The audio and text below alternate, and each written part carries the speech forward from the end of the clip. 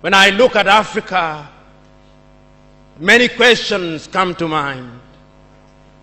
Many times I ask myself, what would happen if Mwalimu were to rise up and see what is happening?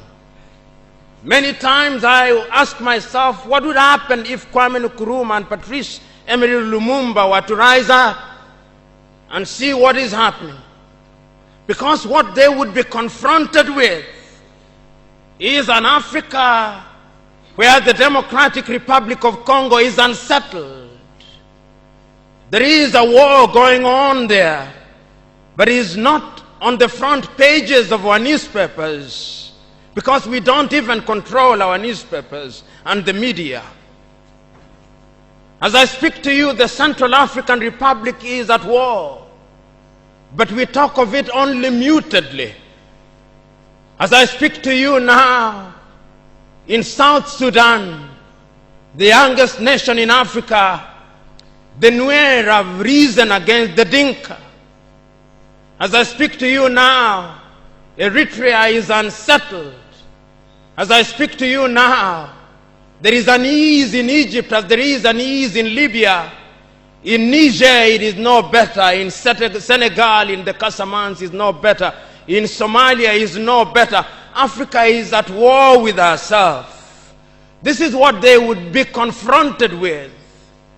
They would be confronted with an Africa which statisticians and romantic economists say is growing, but which in truth is stagnated. That is the Africa that they would be confronted with. They would be confronted with an African which, as Professor Mlama intimated in our presentation here, is an African which is suffering from schizophrenia. He does not know herself.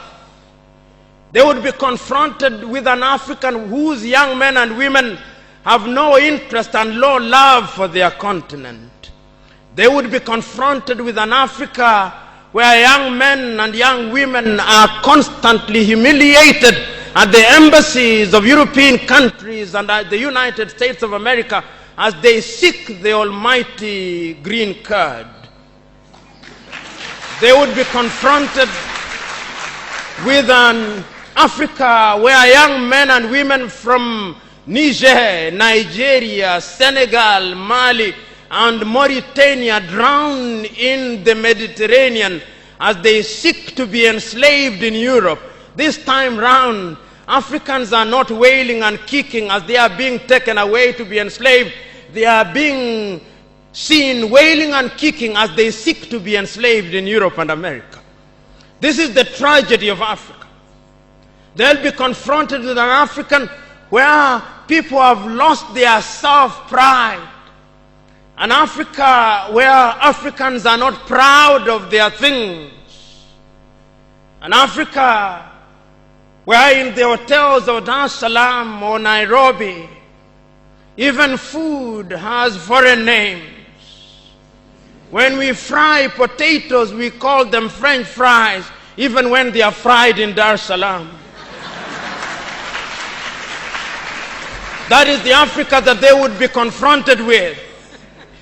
They would be confronted with another Africa. An Africa which does not tell her story. An Africa whose story is told by Europe and America, the CNN, Radio Deutsche Welle, Radio France. That is the Africa they would be confronted with. They would be confronted with the young men and women who have no pride in Africa. When they want to enjoy themselves, they sing the praises of football teams from Europe and America. It is Manchester United. It is Arsenal.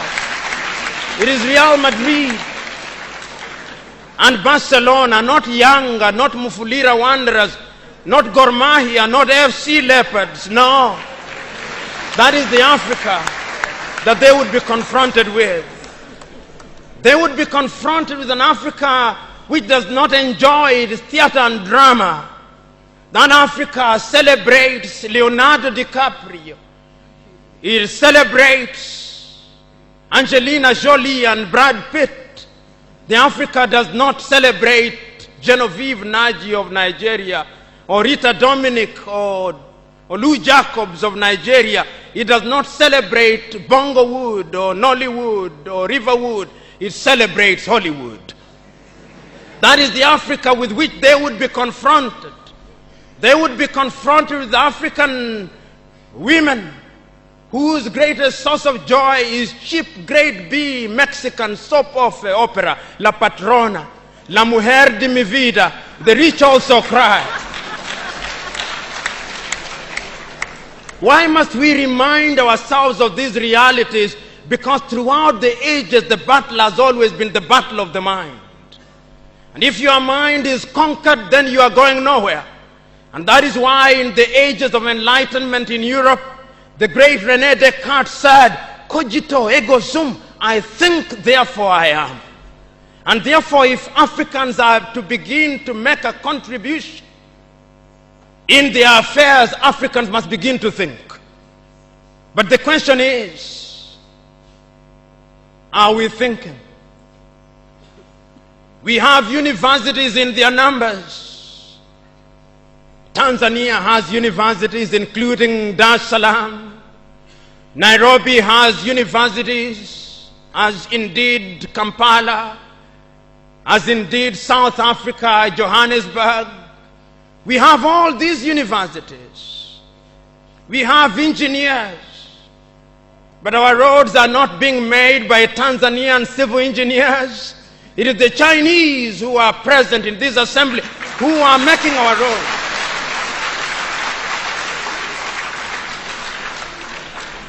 So we have engineers who cannot even make roads. We have doctors whom we have trained. But when we are sick, particularly if we are of the political class, depending on who colonized you, if you are colonized by the United Kingdom, you rush to London. If you are colonized by the French, you rush to Paris. If you are colonized by the Portuguese, you rush to Lisbon. And if you are colonized by the Spaniards, you rush to Madrid, Spain. And recently, because the Asians are beginning to get their act together, we run to India. And very lately, because the Arabs are also beginning to get their act together, we run to Dubai. Notwithstanding that we have the Kenyatta hostels of this country, the Muhimbilis of Tanzania, the Chris Hani Baragwanaths of South Africa, and the Mama Yemos of Kinshasa in Zaire or the Democratic Republic of Congo, but we have no faith in our doctors. In the area of education, we also don't have faith. Our political class introduced something that they call free education, but it's free indeed, free of knowledge.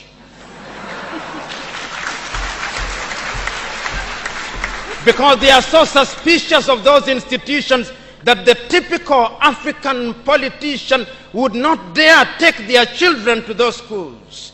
Their children will be educated in the British system, in the American system, so that when they graduate, they go to the United Kingdom, to the United States. Not that there is anything wrong with those institutions, but the agenda is wrong because our leaders long lost the script and ought to be described for who they are, our misleaders. But we are co-authors of our own misfortune. Whenever we are given an opportunity to elect our leaders, we are given a blank check. And if you permit me a little latitude, and if you give me a blank check, and you allow me to analogize, and you say that I'm given the blank check to buy a Mercedes-Benz, what we do is that when we are called upon, having been so empowered, we buy what one calls a tuk-tuk from India and expect it to behave like a Mercedes-Benz. How does that happen? Because what we do is to elect thieves. We elect hyenas to take care of goats, and when the goats are consumed, we wonder why.